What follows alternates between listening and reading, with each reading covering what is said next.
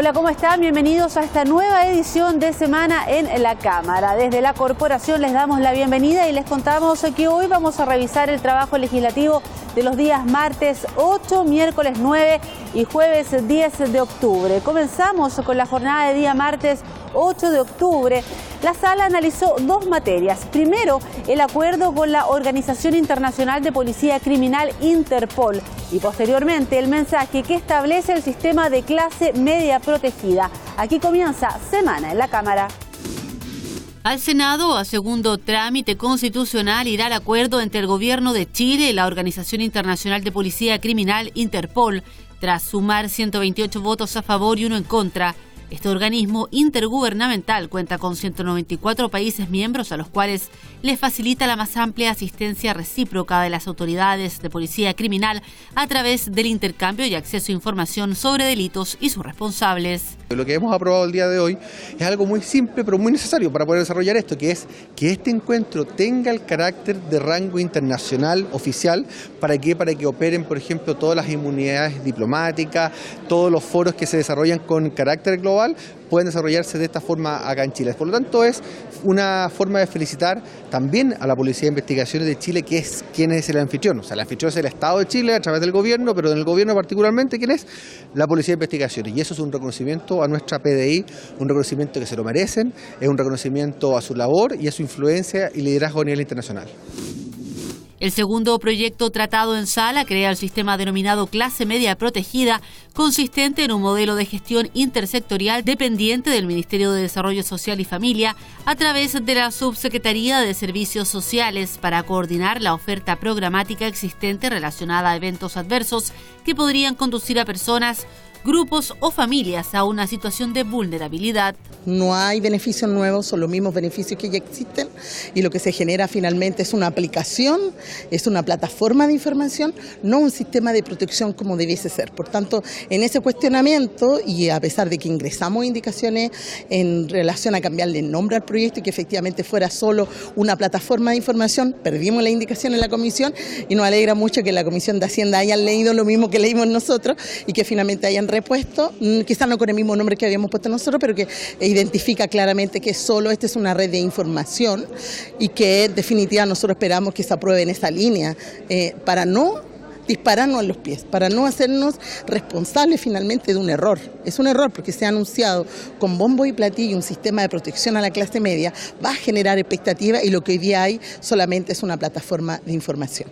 Efectivamente, una de las aprehensiones que existen es de que esta sería una plataforma. Estamos creando una institucionalidad donde se crea un comité técnico administrativo, se conforma también una secretaría ejecutiva por parte del Ministerio que viene justamente a fortalecer ya aquellos beneficios que puedan existir, entregando dentro de este sistema una plataforma de red digital. Por lo tanto, aquí no solamente hablamos de plataformas, sino que también hablamos de organismos que se están creando y que tienden justamente a ir a beneficiar a aquellas familias que están tan expuestas.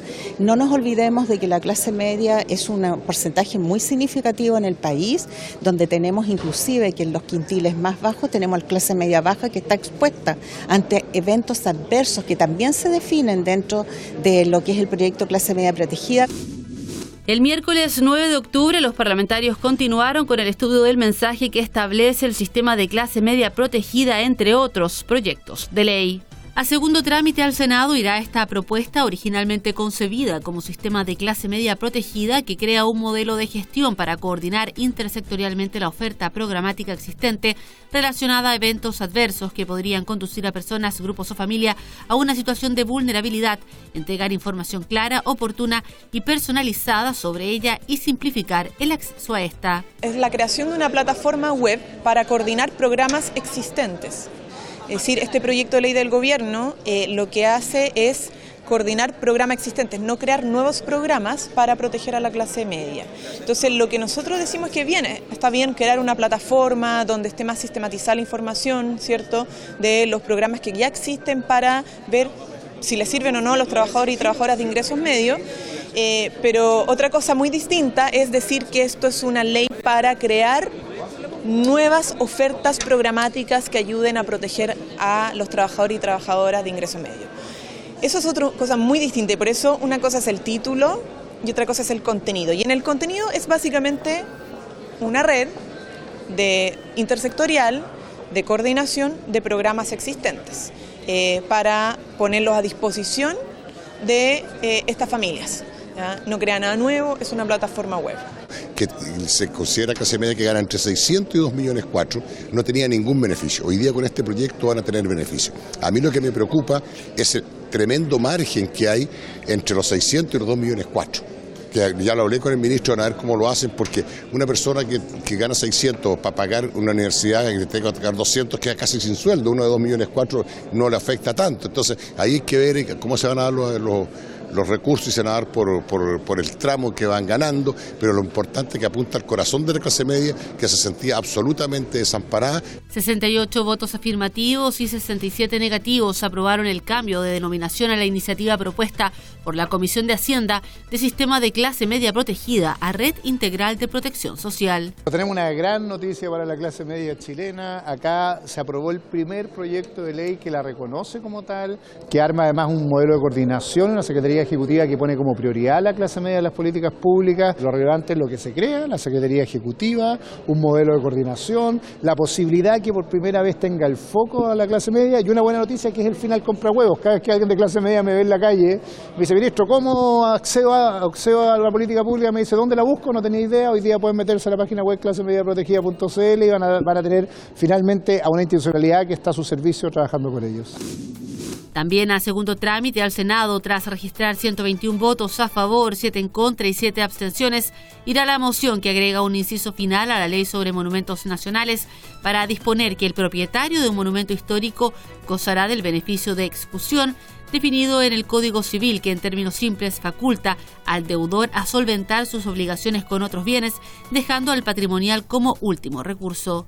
Donde una persona que tiene un inmueble de conservación histórica o patrimonial o monumento nacional, al momento de quebrar, cuando el banco lo va a perseguir a usted y lo apremia y le empieza a quitar las cosas, que esa persona tenga el beneficio de excusión, que significa que pueda optar que le quiten sus otros bienes y al final recién entregar el bien de conservación histórica o la casa patrimonial o la casa que tenga esta declaratoria de monumento nacional.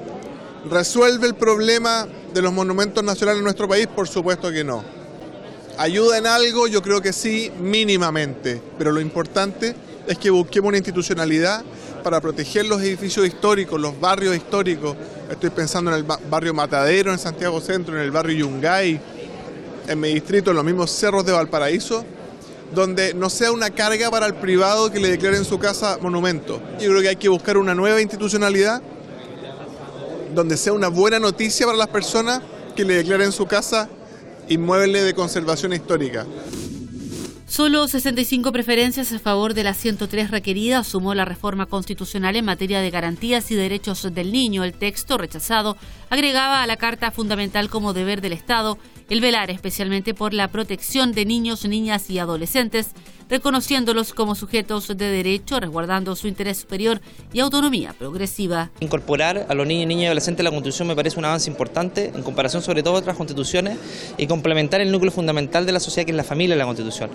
Pero hay elementos y conceptos equívocos que se incorporan a la Constitución más que nada por un gallito ideológico. En este sentido, el incorporar autonomía progresiva, si bien es parte de otras leyes de nuestra legislación, pero incorporarlo al rango constitucional es delicado porque se dejan fuera también otros elementos. Bastaría con interés superior, que es un concepto integral que incorpora también la autonomía progresiva. Estamos hablando de la Constitución, que es el paraguas para las otras leyes de nuestro país. Por lo tanto, tenemos que incorporar conceptos inequívocos que sean que complementen las demás leyes de nuestra nación. Entonces, la verdad, y que se interpreten de acuerdo a la Constitución. Entonces, no podemos ocupar elementos de las leyes para nutrir la Constitución. Eso me parece delicado, considerando además que la autonomía progresiva no está reconocida en ningún tratado internacional. Y por otro lado, legal los tratados internacionales como un elemento supraconstitucional que están por encima de la Constitución tampoco corresponde, porque la Carta Fundamental de nuestro ordenamiento jurídico es la Constitución, no son los tratados internacionales. Por lo tanto, con excepción de los que se refieren de derechos humanos. Es lamentable que una reforma constitucional tan importante que tenía un objetivo no solamente lícito, sino que necesario y justo, que era reconocer expresamente en la máxima norma jurídica de nuestro país las garantías y los derechos de los niños, niñas y adolescentes, pensando sobre todo en entregarle darle un rol al Estado para protegerlos y para promoverlos, sobre todo a los niños más vulnerables, ¿verdad? Y a los vulnerados. Hemos conocido lamentablemente en nuestro país muchas situaciones de abusos contra menores, de quebrantamiento derechamente de derechos de niños, niñas y adolescentes, y por lo tanto la recomendación de todos los expertos era esa, que lo reconociéramos expresamente en la Constitución, que el Estado tuviera la obligación de promoverlos y protegerlos, y que se reconociera también expresamente la posibilidad de darle una protección jurisdiccional a través de lo que es el recurso de protección. Ese texto fue consensuado y fue aprobado de forma transversal en la Comisión de Constitución y luego lamentablemente sufre un revés en la discusión en sala a raíz de la presión de grupos extremistas de nuestro país. Estoy hablando de extremismo político y extremismo religioso. Esta jornada la sala retomó el análisis de la moción que agrega un capítulo sobre cuotas de pantalla a la Ley sobre Fomento Audiovisual, fijando de manera general un 40% de producción chilena. Dentro de este porcentaje, al menos un 15% deberá corresponder a exhibición de obras cinematográficas o audiovisuales chilenas, como largometrajes, series o miniseries en horario de alta audiencia. Asignarle un porcentaje mínimo, digno, como digo yo, a las producciones cinematográficas chilenas, pero también se incorporó en este proyecto de ley los trabajos audiovisuales con propiedad intelectual protegida. Yo creo que no hay que tenerle miedo a la palabra cultura, hay mucha resistencia. A mí la verdad me llama la atención porque cuando hablamos de cultura o culturas tiene que ver con la historia de nuestro país y el cine en este aspecto ha marcado hitos fundamentales. Por temas económicos no toda la comunidad, la población tiene de repente acceso a ir al cine. El cine es una actividad social rica, pero a la cual tú no vas solo, vas siempre acompañado. En los años 90 hubo unas cápsulas culturales que eran de 1 o 2 minutos del director Jorge López y que tenían gran audiencia, que hasta el día de hoy muchos recuerdan y recordamos, y que se llamaba Visiones, y que daban cuenta de la realidad en distintos aspectos de nuestro país, del acontecer nacional, contingente, pero nuestro. Y yo creo que eso es importante darle el espacio que se merecen. En la tarde del miércoles 9 de octubre, los parlamentarios realizaron una sesión especial para analizar el estado de la crisis climática global y nacional y la adopción de medidas frente a esta situación. Al término de esta sesión se ratificaron una serie de resoluciones que piden al Ejecutivo reducir el plazo para cerrar las 26 termoeléctricas, incrementar al menos a un 1% el gasto público destinado al medio ambiente, tramitar una ley de protección del bosque nativo, ratificar el acuerdo de Escazú y priorizar la tramitación del proyecto que crea el Servicio de Biodiversidad y Áreas Protegidas. Esto tiene que ver, a nuestro juicio, con un modelo de desarrollo económico que ha impedido incorporar criterios de sustentabilidad que nos permitan volver viable la vida de los seres humanos finalmente en la Tierra. Creemos que en un país, además, donde la afectación, los riesgos frente al cambio climático son severos, hablamos del país rankeado número 16, sufriendo los mayores efectos, digamos, del cambio climático, hablamos de que Chile cumple con 7 de 9 criterios de vulnerabilidad fijados por la ONU. Entonces, lo que tenemos que preguntarnos es si estamos haciendo lo suficiente para aplicar medidas de mitigación y adaptación que nos permitan sobrevivir a un fenómeno mundial climatológico como es el cambio climático hoy día.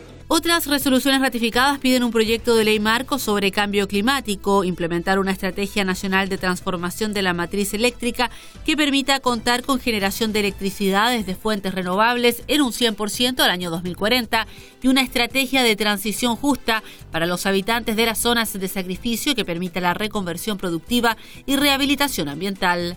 Todos tenemos que tener conciencia y para eso se necesitan medidas efectivas.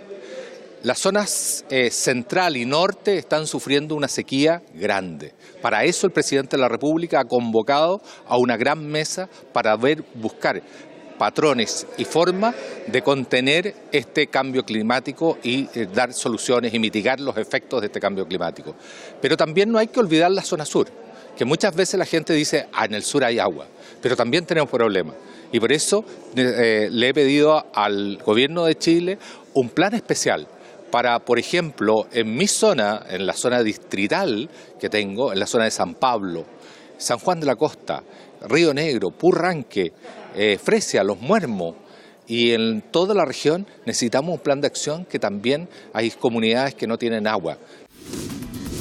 Estás viendo Semana en la Cámara y ahora te invitamos a conocer el trabajo en sala del jueves 10 de octubre, que comenzó con la moción que permite a los contribuyentes del sector agropecuario y de la pesca artesanal emitir guías de despacho electrónicas o en papel. Recoger las preocupaciones del sector agrícola y pesquero respecto de la entrada en vigencia de la ley que establece el pago a 30 días, fijando carácter obligatorio a la guía de despacho electrónica a partir de enero de 2020, es el fundamento de la moción tratada en primer término por la Sala y que, tras ser ratificada tanto en general como en particular, fue remitida a segundo trámite al Senado. Mientras no exista una conectividad total garantizada, no podemos exigirle a sectores productivos que en el fondo se convierten en verdaderos motores en gran parte de nuestro país. La pesca es un motor de la economía de Chile, y lo mismo la agricultura, principalmente la agricultura familiar campesina, en la que más afectada se va a ver, porque no hay acceso a la tecnología digital. No es que no exista tecnología en los campos, todo lo contrario, hemos avanzando tremendamente, pero conectividad necesaria para cumplir con la ley de pago a 30 días, así como hasta ahora, no es posible. Entonces esta moción, que es re simple, le permite al sector agrícola que pueda además hacer la guía de despacho en papel y de esa forma también poder tener la posibilidad de acceder a la ley de pago a 30 días, que es lo más importante. Creo que esto es una muy buena moción parlamentaria porque hace una excepción, ¿no es cierto?, a la guía de despacho en dos sectores que son muy importantes. Uno, el agropecuario, y otro son los pequeños, ¿no es cierto?, pescadores artesanales. Entonces la idea es que se va a exigir, ¿no es cierto?, por ley, el que esta guía de despacho sea electrónica. Entonces la idea es que, porque no existen los métodos, ¿no es cierto?, necesarios, o porque no existe la conectividad a internet para hacer este tipo, ¿no es cierto?, de guías de despacho electrónica, es la posibilidad que también puede ocurrir esto en papel, porque esto es entender lo que ocurre en las realidades, ¿no es cierto?, rurales, y también para los pequeños pescadores. Así que yo creo que es una tremenda noticia, es muy buena, esperamos que sea ley lo antes posible. Y en comisión mixta se resolverá el futuro del proyecto sobre educación superior luego que la Cámara rechazara una de las enmiendas propuestas por el Senado a esta iniciativa, que permite, entre otras materias, apelar ante el Consejo Nacional de Educación de la decisión de acreditación adoptada por la Comisión Nacional de Acreditación, CNA, tanto de carreras y programas de pregrado de acreditación obligatoria como respecto de los de acreditación voluntaria. La ley dice que cuando se apruebe institucionalmente la acreditación de una universidad, al menos tienen que estar 3 de los 5 consejeros que representan a universidades. Y cuando se apruebe a un instituto profesional o un centro de formación técnica, también tienen que estar 3 de al menos los 5 que representan ese sector. Y eso el Senado lo eliminó. A nosotros nos parece que tiene que mantenerse, porque como son instituciones tan distintas, es importante esa mirada diferente, ese prisma, desde la universidad hacia la universidad y desde el CFTIP hacia también ese propio subsector. Así que por eso vamos a tener una comisión mixta, probablemente cortita, y espero que lleguemos a buen acuerdo con los senadores. En la ley original que nosotros habíamos aprobado decíamos que cuando se trate de la acreditación de distintas instituciones, porque hay educación universitaria, educación técnico-profesional en la forma de IP o CFT, necesariamente a la hora de estudiar la acreditación estén presentes a lo menos 3 representantes de ese mundo, cuestión que el Senado cambió, modificó. Y nosotros creemos que eso es inconveniente, porque el espíritu de la ley es que al estar representantes de este mundo, IP, CFT o en su caso universitario, lo que garantiza es que los criterios que se usen, ¿no es cierto?, sean los adecuados a ese nivel. El diagnóstico indica que cuando eran puros integrantes provenientes del mundo de las universidades, a la hora de estudiar la acreditación de los técnicos profesionales, seguían usando los parámetros y los estándares propios a las universidades. Finalmente, la sala de la Cámara inició el debate de la moción que considera como deber del Estado promover la igualdad de oportunidades de las personas con discapacidad, así como reconocer y amparar los derechos de las cuidadoras y cuidadores. En ambos casos, la protección se concretará a través de políticas públicas efectivas con perspectiva de género que aporten a la creación de una red de apoyo integral. Si pensamos que tenemos 2.800.000 personas con algún tipo de discapacidad, de las cuales con distinto grado, obviamente, pero dentro de las cuales tienes un gran porcentaje que son personas postradas o personas que requieren que estén algún familiar o alguna persona cuidándola, la verdad que es muy importante, es muy relevante dentro de nuestra sociedad chilena, abarca un número inmenso de gente. ¿Y qué está pasando hoy día? Que quienes cuidan a esos familiares, pueden ser hijos, padres, hermanos, y los cuidan además 24/7, se les acaba su vida. O sea, pueden ser personas que trabajaban o profesionales, que tenían una actividad, tienen que dejarla completamente. Eso va en desmedro del ingreso familiar. O sea, no solamente se les deteriora su vida personal, sino que además el ingreso de toda la familia, que se ve aumentada por todos los altos costos en tratamientos y en medicamentos que requieren estas personas enfermas, y además al no tener quien los reemplace en este cuidado, empiezan a generar problemas físicos ellos mismos, como lo que llamamos nosotros el síndrome del cuidador. Este proyecto, cuyo debate y votación quedaron pendientes, se entiende por cuidadora o cuidador a toda persona que de forma gratuita o remunerada proporciona asistencia, apoyo y o cuidado temporal o permanente para realizar actividades de la vida diaria a personas en situación de discapacidad y o dependencia, estén o no unidas por vínculos de parentesco, sufriendo un mayor riesgo de desmedro sobre su salud física y mental. Y de esta manera comenzamos a despedir esta edición de Semana en la Cámara. Como siempre, el equipo te invita a que conozcas el detalle del trabajo en sala que se realiza cada semana aquí en la Cámara de Diputados. Nosotros nos vamos a encontrar la próxima semana con Semana en la Cámara.